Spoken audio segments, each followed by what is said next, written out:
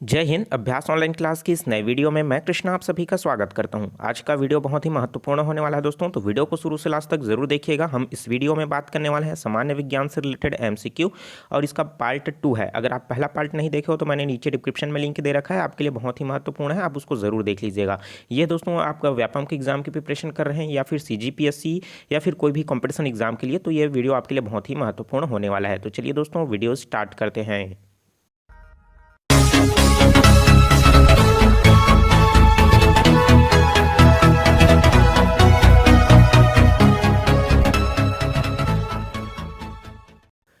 तो दोस्तों इसके पहले पार्ट में हमने 30 क्वेश्चन को कवर किया था, इस वीडियो में भी हम 30 क्वेश्चन को कवर करने की कोशिश करेंगे। तो चलिए दोस्तों मेरे साथ भी आप अपना आंसर नीचे कमेंट बॉक्स में देते जाइए ताकि आपका रिवीजन हो सके। ठीक है, तो चलिए क्वेश्चन देखते हैं। त्वचा का रंग किसके कारण होता है? तो भाई त्वचा का रंग कोई गोरा होता है, कोई काला होता है ना, कोई हल्का सा क्या होता है लाल जैसे होता है, ये किसकी वजह से होता है? तो ऑप्शन दिया हुआ है एंजाइम, हार्मोन्स, एपिडर्मिस या फिर मेलानिन। तो इसके लिए राइट आंसर जो हो जाएगा वो हो जाएगा दोस्तों मेलानिन। ठीक है, इसकी संख्या के आधार पर ही व्यक्ति का त्वचा का रंग जो है निर्धारित होता है। जब मेलानिन की संख्या जो है अधिक होगी तो व्यक्ति क्या होता है, काला हो जाता है, और मेलानिन की संख्या जो है दोस्तों अगर कम है तो वो व्यक्ति गोरा हो जाता है। ठीक है, क्योंकि यही मेलानिन की जो कम क्षमता है सबसे ज़्यादा दोस्तों अमेरिका वालों में कम होता है, इस वजह से वो क्या होते हैं, ज़्यादा गोरे दिखते हैं। लेकिन अफ्रीका वासियों में क्या होता है, वो मेलानिन जो है वो सर्वाधिक मात्रा में पाया जाता है। ठीक है, इस वजह से वो काले दिखाई देते हैं। और जिनका मेलानिन जो है दोस्तों ज़्यादा होता है, जिनके पास उनको सूर्य से होने वाली जो अवरक्त किरणें हैं वो ज़्यादा सहन शक्ति उनके पास होता है, जिनके पास मेलानिन ज़्यादा है और वे काले होते हैं जो। ठीक है, अपेक्षाकृत जो कम होते हैं उनके पास जो है क्या है, अपेक्षाकृत जिनके पास मेलानिन कम है उनको कैंसर होने की चांसेस क्या होते हैं, ज़्यादा होता है। ठीक है, स्किन कैंसर की बात करूँ मैं तो ये क्या होता है, मेलानिन के ऊपर डिपेंड करता है। और मेलानिन किसके अंदर पाया जाता है दोस्तों, हमारा जो स्किन होता है ना, डर्मिस, एपिडर्मिस, इसी के में बीच में जो है पाया जाता है। ठीक है, चलिए देखते हैं नेक्स्ट क्वेश्चन। मनुष्य में त्वचा किस स्थान पर सबसे अधिक मोटी होती है? तो कौन से स्थान पर जो है त्वचा सबसे ज़्यादा मोटी होती है? तलुए पर, हथेली पर, नितंबों पर या फिर सिरों में? तो इसके लिए राइट आंसर जो हो जाएगा दोस्तों हमारे तलुए, जो हमारा पैर का नीचे वाला जो हिस्सा है ना, यहीं पास जो है मांस की जो मोटी परत होती है वो सर्वाधिक होती है। तो option number A is a correct answer हो जाएगा। ठीक है, चलिए देखते हैं नेक्स्ट क्वेश्चन।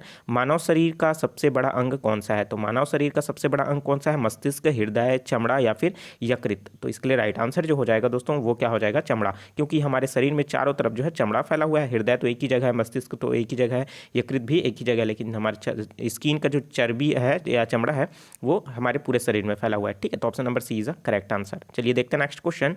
मानव त्वचा को रंग देने वाला वर्णक क्या है? तो मानव त्वचा को रंग देने वाला वर्णक क्या है? मेलानिन या फिर रोडास्पिन या फिर आइडोस्पिन या फिर एंथ्रोसाइनिन? तो मैंने ऊपर अभी जो बताया उसी के आधार पर ही रंगों में जो वर्ण होते हैं उनकी आधार पर जो है, उनकी संख्या के आधार पर वो हमें काला या फिर गोरा दिखाई देता है। लेकिन इन्हीं रंगों का जो वर्णक है वो किस पर डिपेंड करता है? तो वो डिपेंड करता है दोस्तों आइडोप्सिन पर। Option number C is a correct answer हो जाएगा। ठीक है, चलिए देखते हैं नेक्स्ट क्वेश्चन। त्वचा की ऊपरी सतह क्या कहलाती है? तो हमारा जो स्किन जो होता है ना दोस्तों, जहाँ पर बाल उगा हुआ रहता है, तो उसका सबसे ऊपरी परत क्या कहलाता है? ठीक है, तो एपिडर्मिस कहलाता है, प्रोटोडर्मिस कहलाता है या फिर डर्मिस कहलाता है या फिर इनमें से कोई नहीं?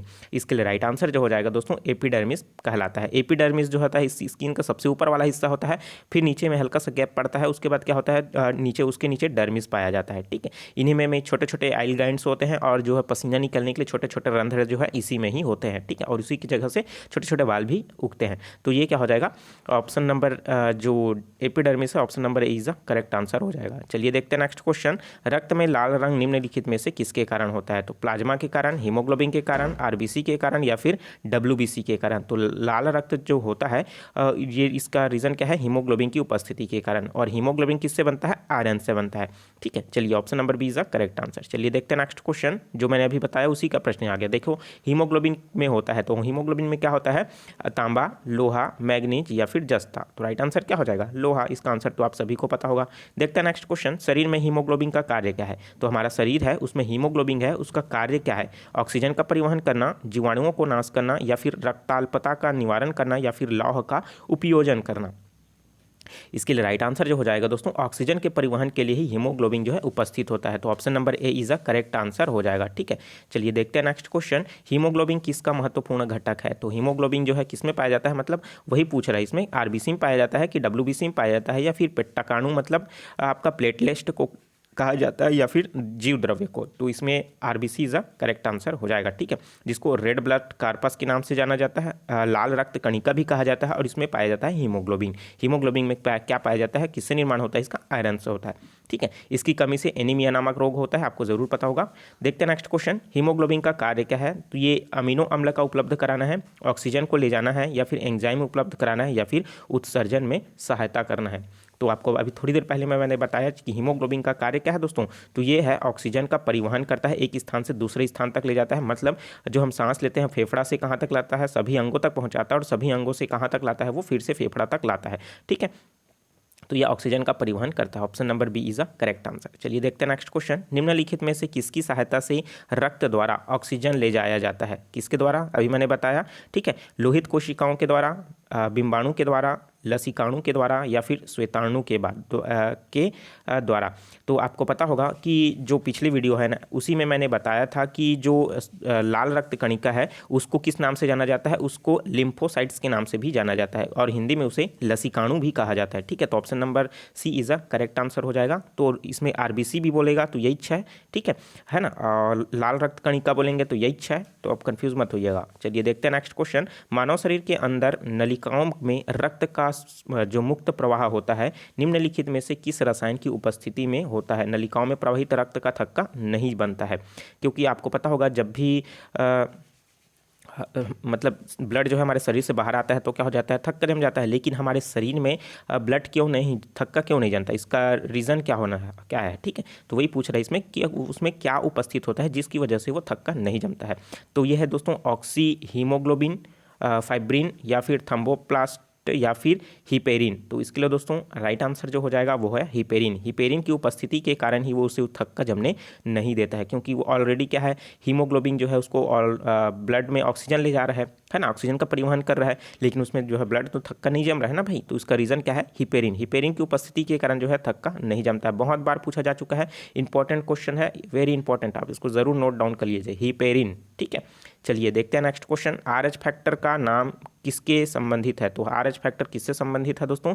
तो आरएच फैक्टर जो है भालू से, बंदर से, मनुष्य से, या फिर बिल्ली से। तो दोस्तों आरएच फैक्टर जो है ये बंदर से संबंधित है, और किस बंदर से बोलेंगे तो रीसस प्रकार की जो बंदर है उसमें आरएच फैक्टर को सबसे पहले देखा गया। तो आरएच फैक्टर क्या है, हम जानते हैं कि हमारे पास ब्लड ग्रुप जो होता है ए होता है, ठीक है, मतलब बी होता है, ए बी होता है, और क्या होता है, ओ होता है। तो हमने सिर्फ ए बी और ओ देखा है, लेकिन जब हमें पता चला बाद में रीसस नामक बंदर के देखे फैक्टर तो इसमें पॉजिटिव निगेटिव भी देखने को मिलता है। A positive, A negative, B positive, B negative, A B positive, A B negative, O positive, O negative. तो मतलब जो प्लस और ऋण वाला जो हमको फैक्टर बाद में जो देखने को मिला उसी को ही हमें आरएच फैक्टर के नाम से जानते हैं। ठीक है, तो देखिए नीचे हम आपको देखने को मिल रहा होगा, और भी क्वेश्चन है, देख लेते हैं, इंपॉर्टेंट है। आरएच तत्व के अनुसार जोड़ी कौन सी जोड़ी है जो विवाह के लिए उपयुक्त नहीं है? तो जो आरएच फैक्टर पुरुष और आरएच मतलब जो है माइनस जो है महिला, ठीक है, मतलब निगेटिव, आरएच पॉजिटिव पुरुष, आरएच निगेटिव महिला, या फिर आरएच निगेटिव पुरुष, आरएच पॉजिटिव महिला, या फिर आरएच पॉजिटिव पुरुष, या फिर के साथ जो है आरएच निगेटिव महिला, या फिर आरएच निगेटिव पुरुष के साथ आरएच निगेटिव महिला। तो इसमें से कौन सा जो है जोड़ी जो है विवाह के लिए उपयुक्त नहीं है? ठीक है, ऐसे स्थिति में दोस्तों जब भी आता है तो आपको क्या करना पड़ेगा, इसमें देखना पड़ेगा कि कौन सा जोड़ी जो है उपयुक्त नहीं होगा। तो इसके लिए राइट आंसर जो हो जाएगा वो है बी। ठीक है, तो आरएच निगेटिव पुरुष तथा आरएच पॉजिटिव महिला ये जो है विवाह जोड़ी के लिए उपयुक्त नहीं है। ठीक है, तो इसके लिए राइट आंसर बी हो जाएगा। ठीक है, जो है पुरुष निगेटिव रहेगा और महिला जो है पॉजिटिव। आप इतने ही बस याद रखिए, बाकी हो जाएगा। ठीक है, तो आप इसको याद रखिएगा। चलिए देखते हैं नेक्स्ट क्वेश्चन, तंत्रिका तंत्र में लघुत्तम संरचनात्मक तथा शरीर क्रियान्वयात्मक इकाई क्या है? तो भाई तंत्रिका तंत्र की जो लघुत्तम संरचनात्मक इकाई और शरीर की क्रियात्मक इकाई क्या है? सेंट्रॉन, डेड्रॉन, एक्सॉन या फिर न्यूरॉन। तो इसके लिए राइट आंसर जो हो जाएगा वो क्या हो जाएगा दोस्तों, वो हो जाएगा न्यूरॉन्स। ठीक है, न्यूरॉन्स जो है उन्हीं के सबसे छोटे इकाई होता है तंत्रिका तंत्र में। ठीक है, तो option number D is the correct answer हो जाएगा। मानव शरीर की सबसे बड़ी कोशिका कौन सी है? श्वेत रक्त कणिका, लाल रक्त कणिका, तंत्रिका कोशिका या फिर इनमें से कोई नहीं। तो इसके लिए दोस्तों सी ऑप्शन करेक्ट आंसर हो जाएगा कि वे कोशिका हम इससे सामान्य सूक्ष्मदर्शी से आसानी से आप देख सकेंगे तंत्रिका तंत्र को। Option number C is the correct answer हो जाएगा। चलिए देखते हैं नेक्स्ट क्वेश्चन। मनुष्य में मेरुदंड से कितनी जोड़ी तंत्रिका मिलती है? तो मेरुदंड किसको कहते हैं? जो हमारी रेंड की हड्डी है ना दोस्तों, पीछे में पीठ में, उसी को ही क्या कहा जाता है? मेरुदंड के नाम से जाना जाता है। इसको मेरुरज्जु भी कहा जाता है। ठीक है, तो इनमें कितनी जोड़ी जो है तंत्रिका निकलती है? तो 12 जोड़ी, 13 जोड़ी, 31 जोड़ी या फिर 33 जोड़ी। इसके लिए राइट आंसर जो हो जाएगा वो हो जाएगा 31 जोड़ी जो है हमारे शरीर में मेरुदंड से तंत्रिका तंत्र की जोड़ी निकलती है। Option number C is the correct answer. देखते हैं नेक्स्ट क्वेश्चन। प्रतिवर्ती क्रियाओं का नियंत्रण केंद्र कहाँ पास है? तो प्रतिवर्ती क्रिया मतलब एक्शन के अपोजिट रिएक्शन हम जो देते हैं वो नियंत्रण केंद्र कहाँ से होता है? जैसे हम कहीं पास जा रहे हैं तो अचानक कांटा चुभ गया, तो वहाँ पास हम कांटा को और रखते हैं क्या? पैर को नहीं रखते ना, पैर को हम डायरेक्ट सीधा कहाँ ले लेते हैं? पीछे ले जाते हैं। ठीक है, और उसी तरीके से देखिए कहीं पास हमारा हाथ अचानक क्या हो रहा है, जल जाता है कोई चीज़, हम ऐसे चीज़ को पकड़ लेते हैं जो बहुत गर्म है, तो हमारा एक्शन प्रति रिएक्शन क्या रहता है कि हमको हाथ को वहाँ से हटाना। तो ये प्रतिवर्ती जो क्रिया है वो इसका केंद्र कहाँ से होता है? प्रमस्तिष्क किससे होता है, अनुमस्तिष्क से होता है, या फिर कशेरुकी रज्जु से होता है, या फिर तंत्रिका तंत्र से होता है? ठीक है, तो इसका जो कंट्रोल जो होता है दोस्तों वो कहाँ से होता है? वो होता है कशेरुकी मेरुरज्जु से होता है। और हमको पता किससे चलता है? वो तंत्रिका कोशिका से पता चलता है। और कंट्रोल जो है कशेरुकी रज्जु से होता है। ठीक है, आप मस्तिष्क में लगा दोगे तो गलत हो जाएगा। ठीक है, चलिए देखते हैं नेक्स्ट क्वेश्चन। श्वसन की क्रिया संपन्न होती है, तो श्वसन की क्रिया जो है कहाँ संपन्न होती है? माइटोकॉन्ड्रिया में, हरित लवकों में, राइबोसोम में या फिर लाइसोसोम में? ठीक है, तो श्वसन की जो क्रिया है वो कंप्लीट होती है दोस्तों माइटोकॉन्ड्रिया में। ठीक है, जिसको क्या कहा जाता है दोस्तों? पावर हाउस के नाम से जानते हैं क्या जी? ठीक है, चलिए देखते हैं नेक्स्ट क्वेश्चन।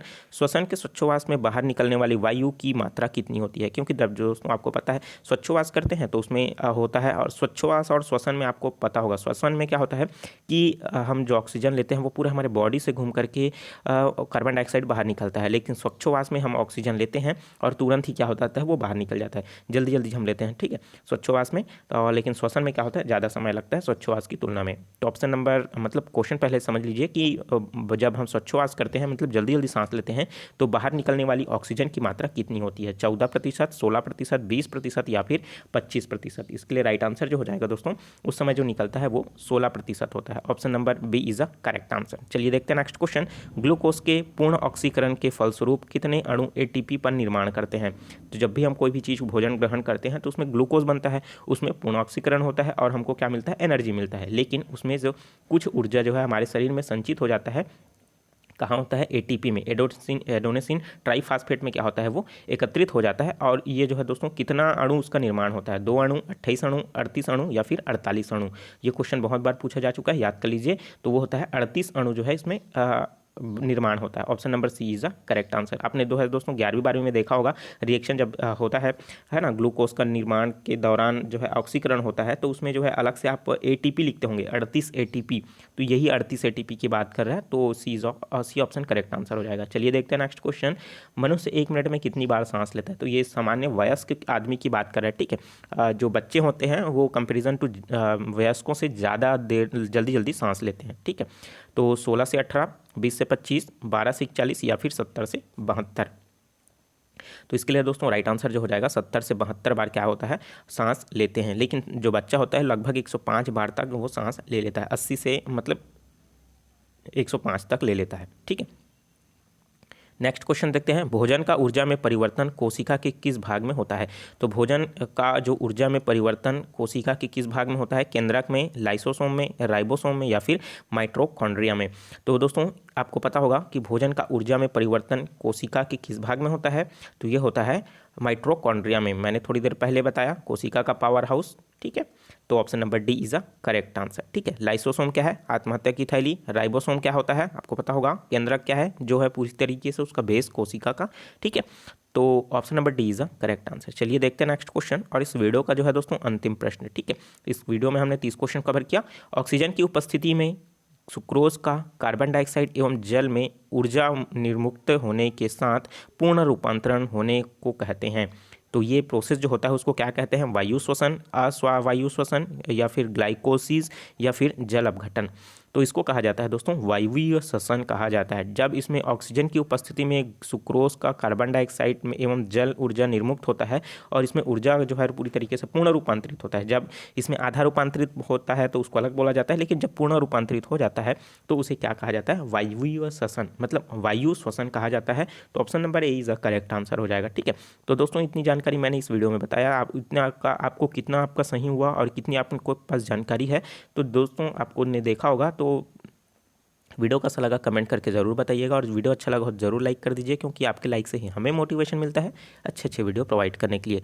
जो स्टूडेंट नए हैं चैनल को सब्सक्राइब नहीं किया, जरूर सब्सक्राइब करके नोटिफिकेशन बेल आता है जरूर ऑन कर दीजिए। ठीक है, इसी तरीके का इसका PDF जो है आप मेरे टेलीग्राम चैनल अभ्यास ऑनलाइन क्लास में जोड़ करके आप आसानी से डाउनलोड कर सकते हैं। तो बिल्कुल चैनल के टेलीग्राम में जरूर ज्वाइन हो जाइए और वहाँ से आप अपना PDF जो है डाउनलोड कर सकते हैं। तो चलिए मिलते हैं दोस्तों नए वीडियो में नए जानकारी के साथ। मुझे दीजिए इजाज़त। Take care, all the best, जय हिंद।